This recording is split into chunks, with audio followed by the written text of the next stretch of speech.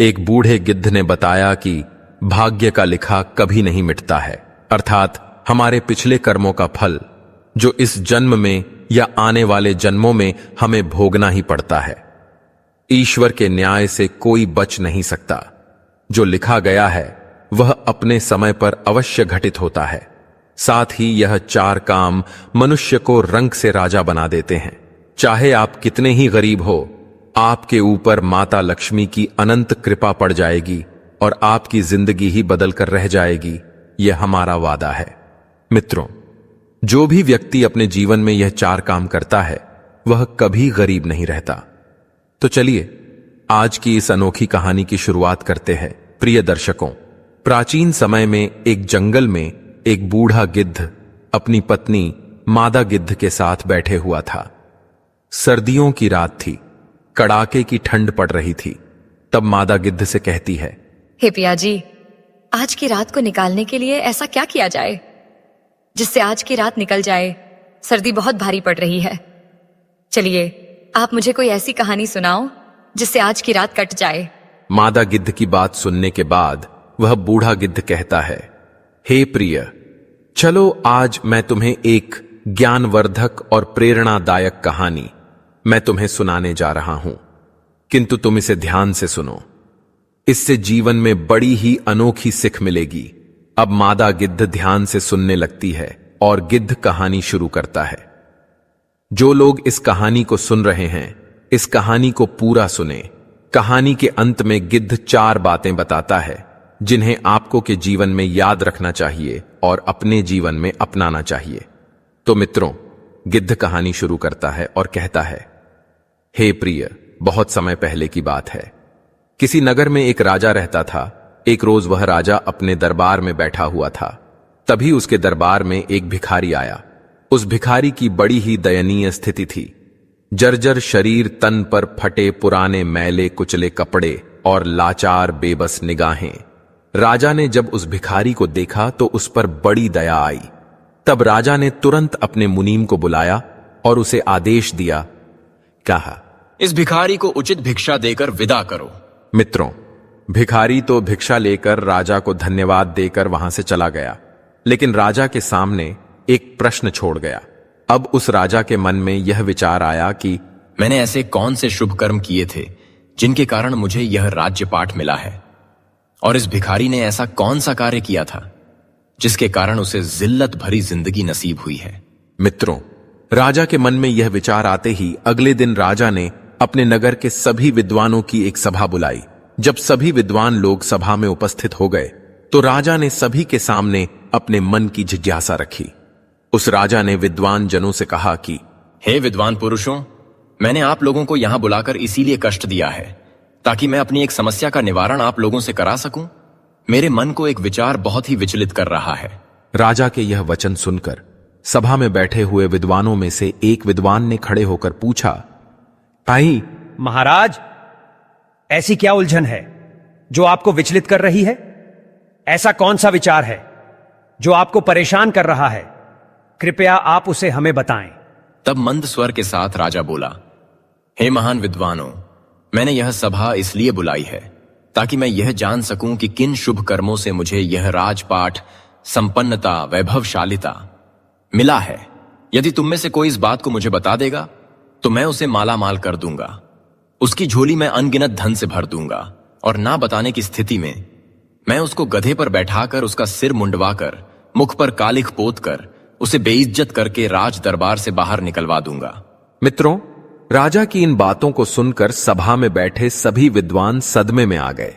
वे सोचने लगे कि राजा को यह बात बताने से बेहतर तो यही है कि हम लोग खामोश रहे या फिर उससे कुछ दिन की मोहलत मांगकर चुपचाप यहां से खिसक ले।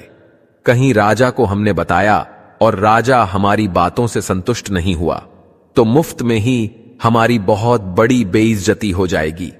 प्रिय दर्शकों, यह विचार कर सभी विद्वानों ने आपस में सलाह मिलाई। सलाह मिलाकर सभी विद्वानों ने राजा से कहा कि महाराज, हम आपके इस प्रश्न का उत्तर तो दे देंगे कि किस पुण्य कर्म के कारण आपको राजपाठ नसीब हुआ है, लेकिन उसके लिए आपको हमें कुछ दिन की मोहलत देनी होगी। आप हमें 6 माह की मोहलत दे दो। 6 महीने के बाद हम आपके सामने यह राज बता देंगे कि किस पुण्य कर्म के कारण आपको यह राजपाठ नसीब हुआ है। अब राजा ने कहा, ठीक है, हम तुम्हें 6 महीने की मोहलत देते हैं, लेकिन ध्यान रहे 6 महीने के बाद तुम्हें हर हालत में मेरे प्रश्न का उत्तर देना होगा। अब क्या था? सभी विद्वानों ने राजा को आश्वासन दिया और राजा से कहा, महाराज आप बिल्कुल भी चिंता ना करें, 6 महीने बाद हम आपकी जिज्ञासा का समाधान कर देंगे। मित्रों, इस प्रकार सभी विद्वान राजा से 6 महीने की मोहलत लेकर राज दरबार से बाहर चले गए। सभी विद्वानों ने राजा से कहने को तो कह दिया, लेकिन इसका उत्तर उन्हें भी मालूम नहीं था। सभी ने बाहर आकर विचार विमर्श किया कि अब इस मुसीबत से कैसे छुटकारा पाया जाए। सभी विद्वान मौन थे, इसका हल किसी को भी मालूम नहीं था। तभी उनमें से एक विद्वान बोला, अरे भाई लोगों, अभी तो हमारे पास में पूरे 6 महीने हैं। 6 महीने आराम से गुजारो, जब समय आएगा तब देखा जाएगा। भविष्य की चिंता करके वर्तमान क्यों बर्बाद करें? तब सभी ने एक सुर में हां मिलाई और सभी विद्वान यह वायदा करके कि आज से 6 महीने बाद हम सभी लोग नगर के बाहर तालाब पर इकट्ठे होंगे और जिसे भी उत्तर पता चल जाएगा वह एक दूसरे को बता देगा। अब इस तरह सभी लोग एक दूसरे से करके एक दूसरे से विदा लेकर अपने अपने घर को चले गए और अपने घर के कार्यों में व्यस्त हो गए। धीरे धीरे समय के साथ साथ दिन गुजरे, महीने गुजरे और गुजरते गुजरते वह समय भी आ पहुंचा जिसके अगले दिन राजा को उसके सवाल का उत्तर देना था। वादे के अनुसार एक बार फिर से सभी विद्वान नगर के बाहर बने हुए तालाब पर इकट्ठे हुए। सभी ने एक दूसरे से पूछा, क्या किसी को उत्तर पता चला? तो सभी का एक ही जवाब था, हम तो इस प्रश्न का कोई जवाब नहीं ढूंढ पाए। जब सबको यह पता चला कि राजा के प्रश्न का उत्तर किसी के पास नहीं है, तो यह जानकर सभी चिंतित हो गए और सोचने लगे कि अब क्या किया जाए। इसी चिंता को मन में सभी लोग अस्वस्थ हो गए। जब सभी विद्वान चिंता में डूबे हुए थे, तभी ना जाने कहां से एक वृद्ध ब्राह्मण सन्यासी वहां पहुंचा। जब उसने सभी विद्वानों को चिंता में डूबा देखा, तो उसने विद्वानों से पूछा, क्या बात है भाई, आप सभी लोग चिंता में क्यों बैठे हो?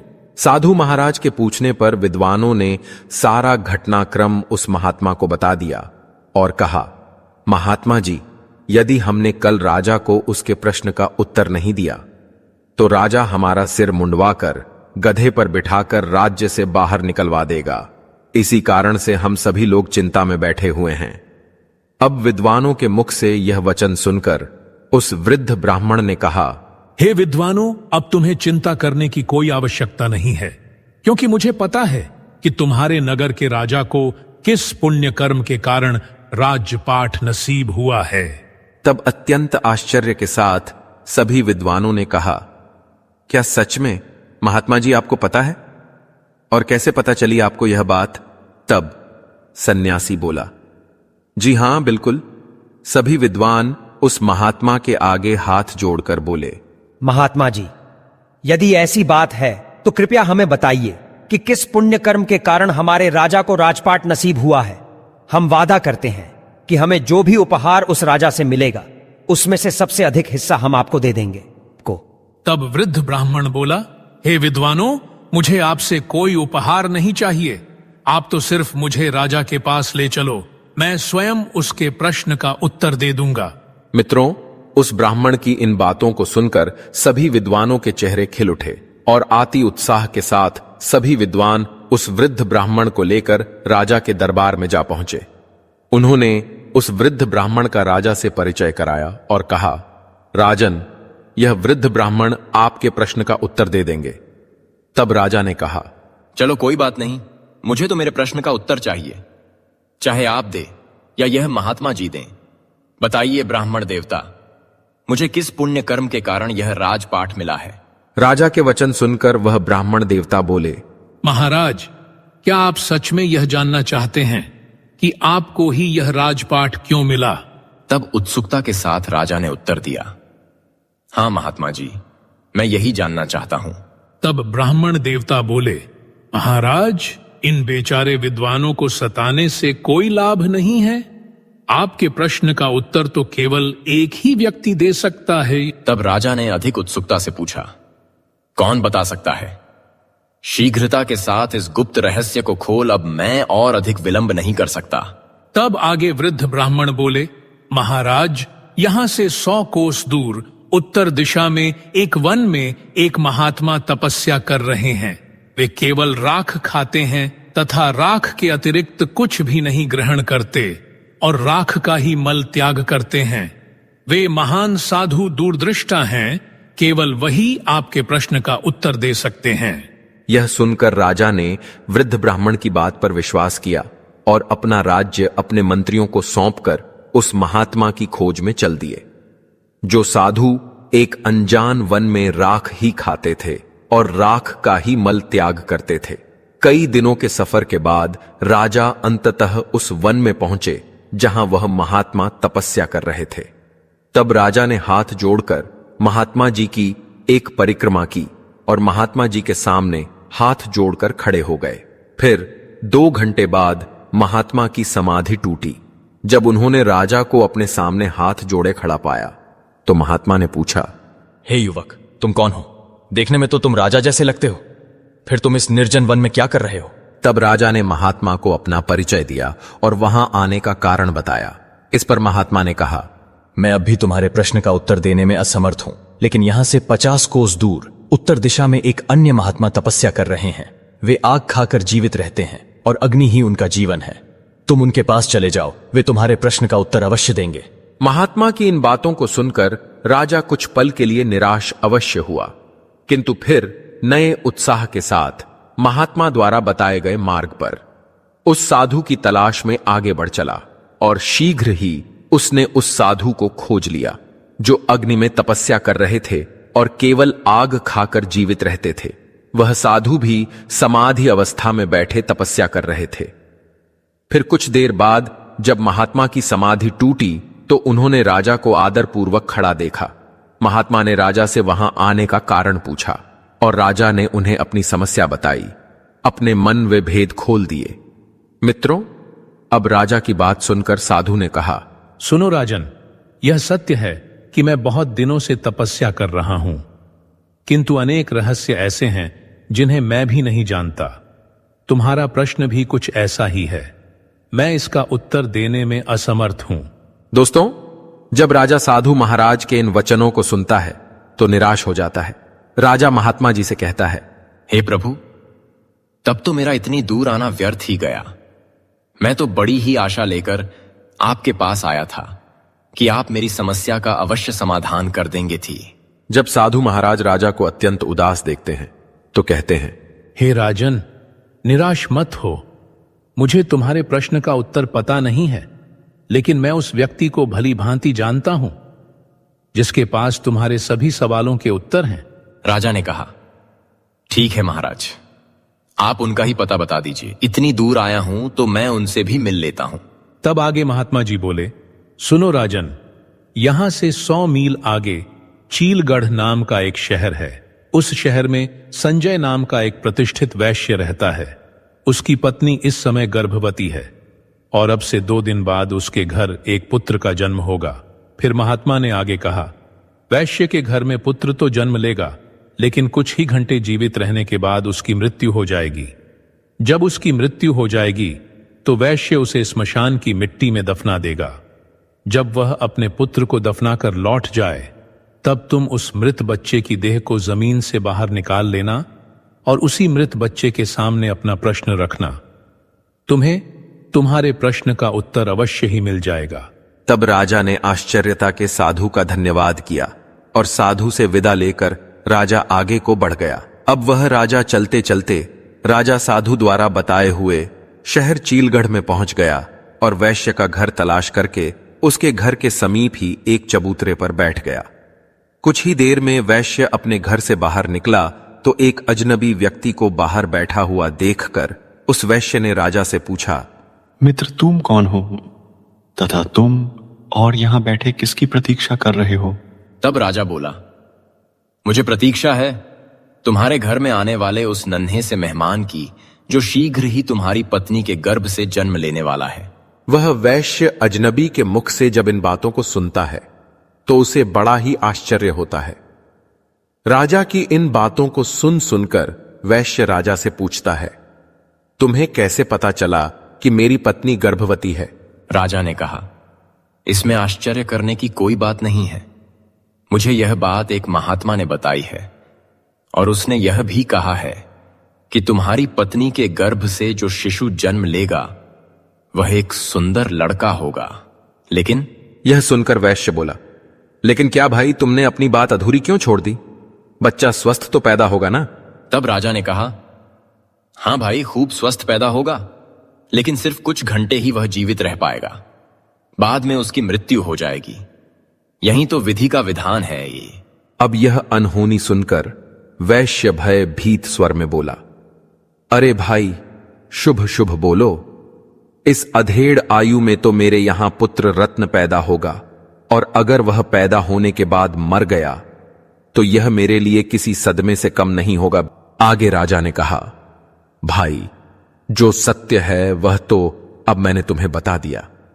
मित्रों, जब वह वैश्य अजनबी के मुख से इन बातों को सुनता है तो अपने पुत्र को बचाने की खातिर कई वैद्य हकीम को बुला लेता है, लेकिन विधाता की लिखी को कौन मिटा सकता है?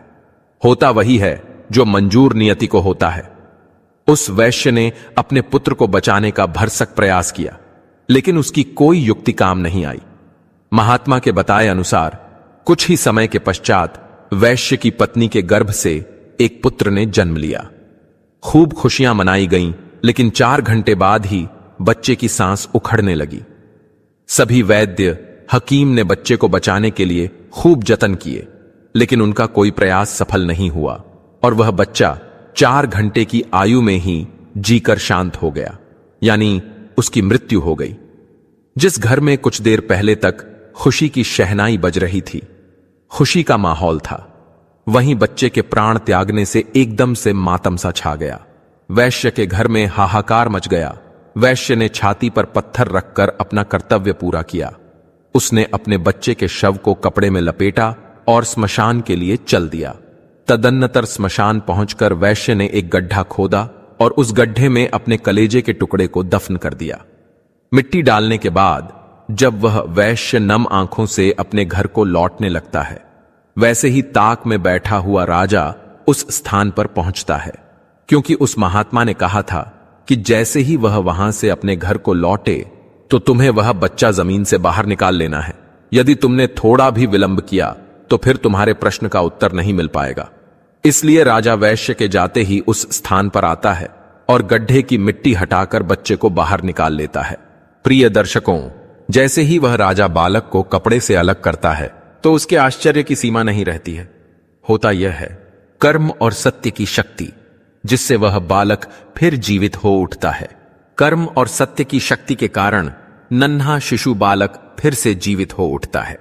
क्या हुआ भाई, तुमने मेरी चिट निद्रा में क्यों विघ्न पैदा किया है?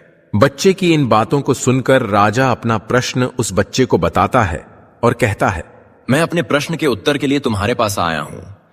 एक तुम हो जो मेरी शंका का समाधान कर सकते हो। और फिर सविस्तर राजा ने जब उसको अपनी समस्या बताई तो वह बालक बोला, भाई सुनो, जिस कारण से या जिस कर्म से तुम्हें यह राज्यपाट नसीब हुआ है वह एक लंबी कहानी है। यदि तुम यह जानना ही चाहते हो तो मैं वह कहानी तुम्हें संक्षेप में सुनाता हूं। भाई, इस जन्म में तुम राजा हो। इस जन्म से पहले यानी पूर्व जन्म में तुम मेरे सगे छोटे भाई थे। तब राजा आश्चर्य से बोला, मैं तुम्हारा भाई था?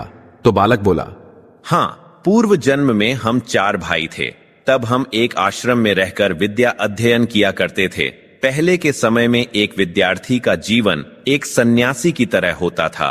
ब्रह्मचर्य का पालन करना, भिक्षा मांगकर भोजन करना और भी कई नियम थे जो एक विद्यार्थी को पालन करने होते थे।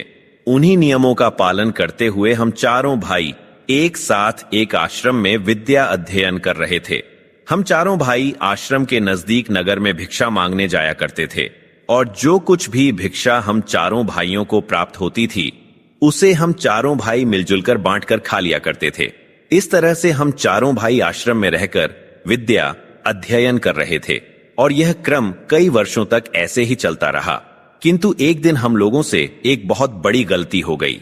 तब राजा ने उत्सुकतावश पूछा, भाई गलती क्या थी? बालक बोला, राजन बीच में मत बोलो, बस तुम मेरी बातों को सुनते रहो, क्योंकि मेरे पास बहुत ही कम समय बचा हुआ है।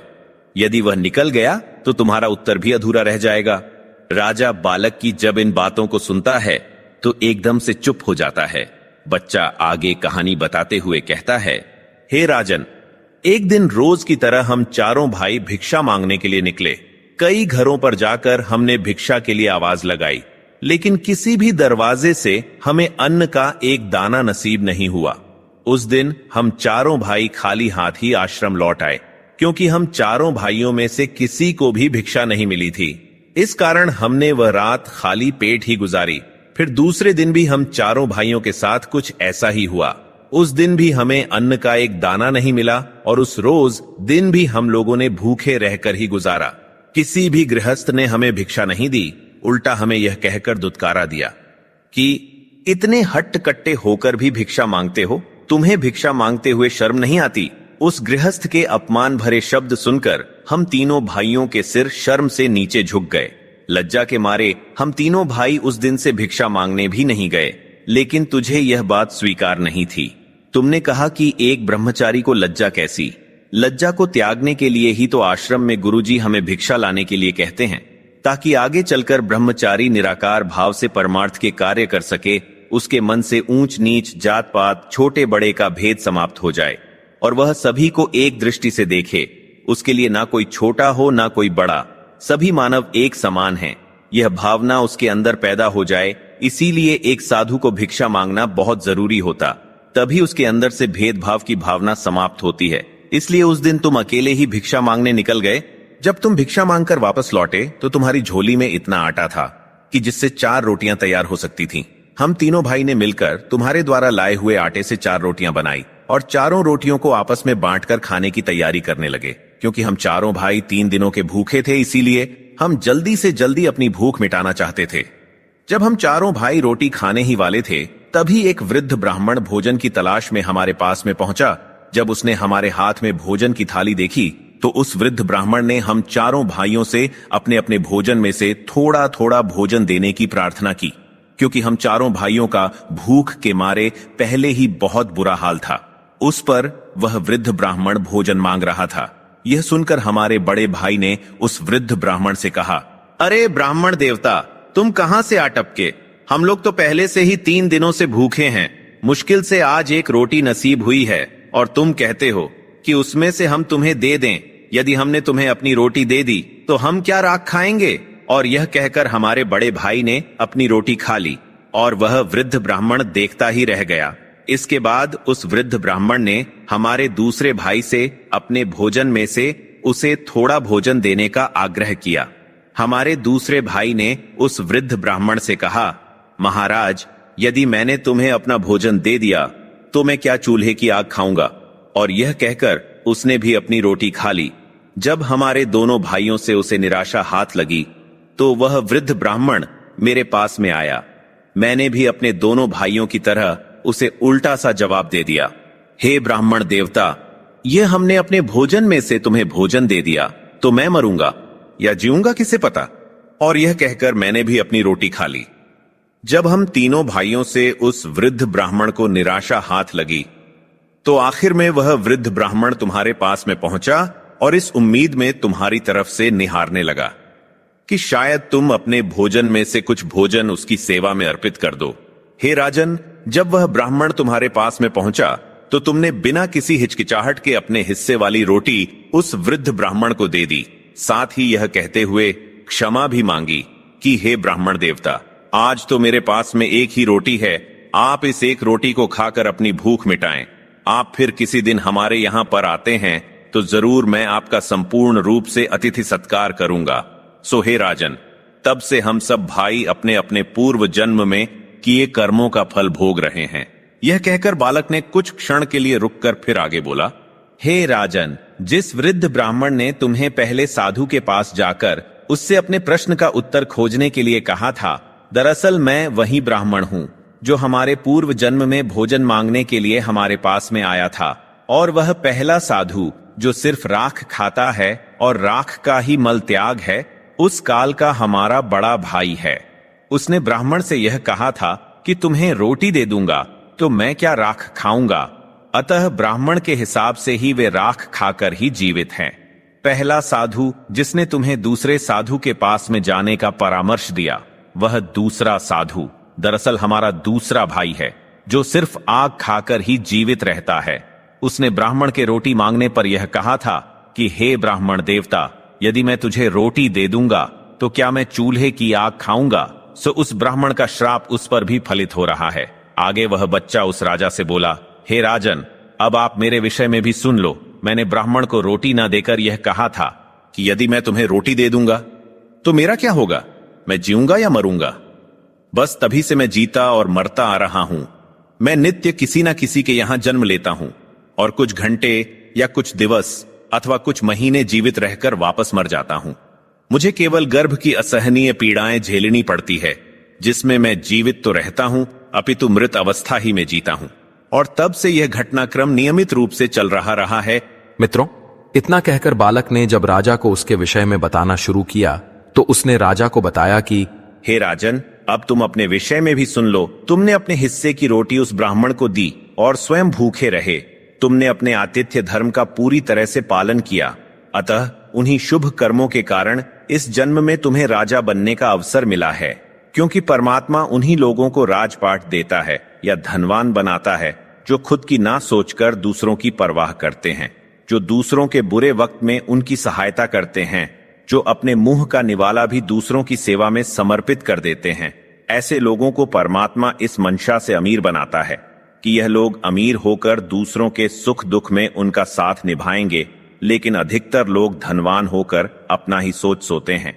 वे यह भूल जाते हैं कि यह संपन्नता, वैभवशालिता हमें हमारे पिछले जन्म के पुण्य फलों के कारण प्राप्त हुई है और परमात्मा ने हमें दूसरों की सहायता के लिए धनवान बनाया है। यदि हम पुण्य कर्म करेंगे, लोगों की सहायता करेंगे, तो इस जन्म में तो हमें परमात्मा ने अमीर बनाया है, अगला जन्म भी हमारा वैभवशालिता में ही बीतेगा। इसलिए राजन, तुम्हारे लिए अच्छा यही होगा कि तुम अपनी प्रजा, गरीब, असहाय लोगों और जरूरतमंद लोगों की भरपूर मदद करो, परोपकार के कार्य करो, ताकि तुम्हारा आगामी जीवन भी सुखमय बन सके।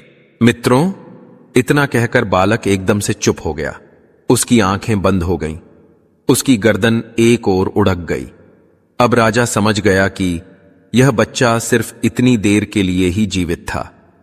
अतः राजा ने बड़ी सावधानी के साथ उस बालक को कपड़े में लपेटा और बड़े ही सम्मान के साथ उस बच्चे को जमीन में दबा दिया।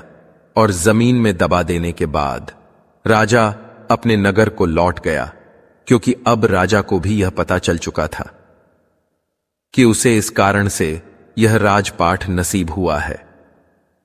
तो दोस्तों, आशा है इस कहानी से आपको भी पता चल गया होगा कि किस कर्म के कारण मनुष्य राजा बन जाता है और किस कर्म के कारण मनुष्य को जिल्लत भरा जीवन भुगतना पड़ता है। यदि आप भी अपना कल अच्छा चाहते हैं तो कृपया गरीब असहाय लोगों की मदद करें, जरूरतमंद लोगों की सहायता करें, माता पिता का आदर करें और ईश्वर का भजन करें, क्योंकि हमारा कल का किया हुआ कर्म ही भविष्य में हमारा भाग्य बन जाता है। जो अच्छा कर्म करते हैं वह सुख पाते हैं और जो बुरा कर्म करते हैं वह दुख पाते हैं। तो दोस्तों, हम उम्मीद करते हैं कि आपको हमारी आज की यह कहानी जरूर पसंद आई होगी। तो कमेंट में सच्ची श्रद्धा से हर हर महादेव लिखो। तो दोस्तों, वीडियो को लाइक करें और हमारे चैनल को सब्सक्राइब करके बेल आइकॉन को भी क्लिक कर लें।